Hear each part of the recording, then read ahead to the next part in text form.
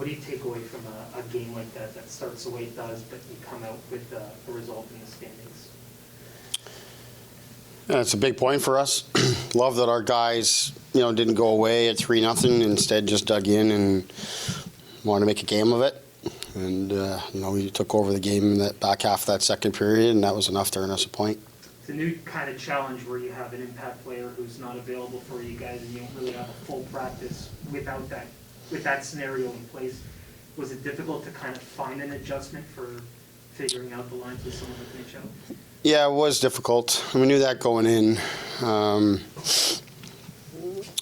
Mitch is an important player for us, for obvious reasons, but not having him, having Kasha coming back and it being his first game, be a tough ask for him to go up into that situation. We wanted to give him some familiarity. But I knew going into the game, I had talked to Wayne Simmons before the game that I was going to start him there, but that I had fully expected that I was going to move things all over the place.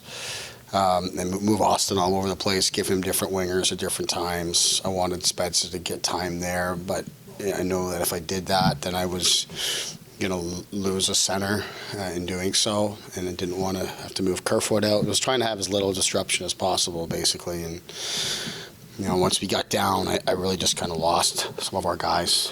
Joey Anderson didn't get much here today, and it was mainly just because I just felt we were a guy short, really, when I was moving other people around. And then, the penalties, of course, were another factor. Was that kind of like last season when there was one game where you kind of loaded up the top line because you didn't have someone like Matthews around and you were kind of short in the position, so you kind of moved Tavares up to just kind of find an offensive loaded line to kind of go against the that's part of it. It was part of what I intended to do in the game, part of what the game called for, given that we were down.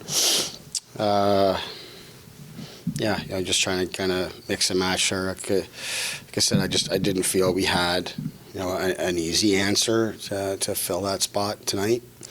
And then once the game was the way that it was, with us getting down, combined with the penalties, it just became something where I felt we needed to really shorten the bench and mix things up a bit.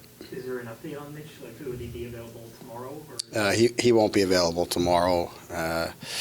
They wanted to see how he responded this morning, and they were looking at it and gave it some time during the day, but then ultimately just decided that they'd give him the weekend here, and then we'll get back home and get a better idea of what might be happening there. And we're not expecting him to be out long term, though. How did you feel this game was managed? There was that fight with Simmons and Foligno in the first period. It looked like he may have came off the bench. There was a lot of open interpretation as to if he did or didn't based on that situation. Well, he definitely came off the bench, but I mean that was a long game. Lots happened, right. And that feels like forever ago. So I don't have much. Right. And then there was he kind of ran Campbell there at the end of the regulation time. Yeah. I mean, he pretty much did what he wanted out there, but. Things happen. Things happen quick. He's going to the net. Usually that gets called. Usually that gets called when a guy goes to the net and doesn't do much to get out of the way, and it's a goal that's clearly in his blue paint. But these things happen. It's a tight game right at the end. The refs are just letting the players sort it out. You mentioned Cash. How did you feel Riley kind of stepped into that situation where, he didn't miss games, but obviously couldn't practice? He had to kind of just jump in. Yeah, I thought he was good. He played a lot, used him in different situations. I thought he was good. It's nice to have him back, most importantly. And about the start, is that just the Wild doing what we thought, or what you thought they might do in terms of like crashing the net? Yeah, I thought. I didn't mind our first period. I thought the first period was pretty even. They scored the goal really late.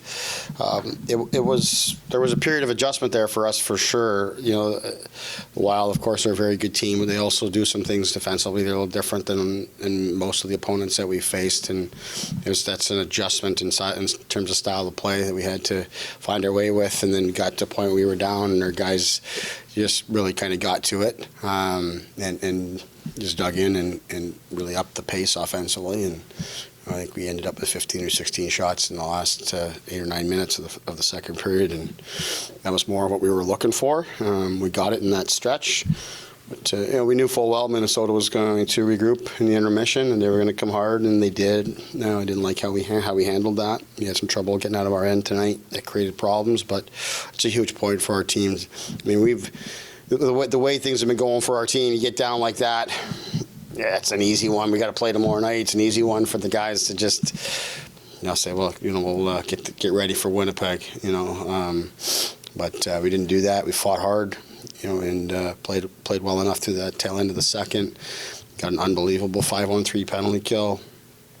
That all those things combined to give us a good, gutsy character point here on the road. It's the first taste of the shootout as well. I know you guys don't really work on it too much, and I know your take on these situations when it goes overtime or later, it's kind of a tie situation. So I mean, it's the skills competition, especially even the overtime generally are. They're pretty special situations that are outside of the regular play. You don't do a whole lot to prepare for them necessarily. There's too much other stuff to focus on, but we're prepared enough to know who our shooters were going to be. Not having Spez available was a problem. He's usually going to be our first shooter, but we knew who kind of the next guys up were. Cash has been a very good shootout guy over his career, and he's a guy we would have in the mix. And Nylander, Matthews are the obvious ones. Last one for you on Spezza. He took Mitch's role a lot on PP1 and that, and he executed for you guys. Does he still find ways to kind of amaze you and maybe the teammates there at his age? Yeah, remarkable effort by him. Again, you look at what was going on in the game, and like I'm saying, our team, was trying to, find its way there, and you get a guy like Spez that just won't let us go away. Gets a big goal. I know there's some luck involved in that, but there's a lot of things that lead up to it that give us a chance for that shot and that luck to go our way. And then, just 2 big-time plays on the power play, evens the game. So, you need guys to step up like that when you're missing people such as Mitch. It was great to see Spez do that today. It's tough to see him go out there in overtime and not be available for either that power play or for the shootout. But, I think he'll be fine now that things settle down there. I think he got hit right on the nerve, which, he looked like he was in some pain, and I've experienced that before as a player, and that's the kind of thing you feel like you're in a world of hurt for a while, and then it settles down on you, which I think is what happened. But it wasn't a time for us to get him in the shootout.